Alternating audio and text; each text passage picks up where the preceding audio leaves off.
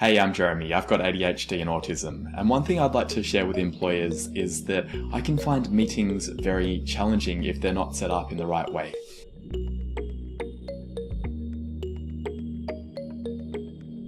I really benefit from having a clear agenda and from having not too many people in a meeting.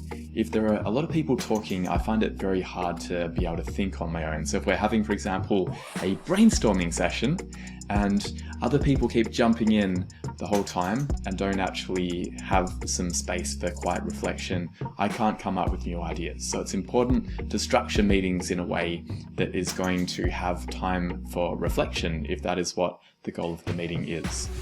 The other thing that I find important is when we are having some kind of workshop that involves discussion, if we have 10 people in the meeting and there's no clear agenda or process, that is the worst for me.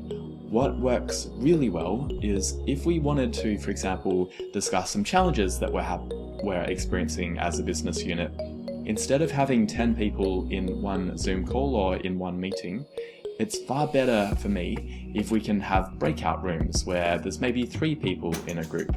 I find very large group discussions hard to process. There's too many voices going on. I find it hard to keep up with the thread of discussion.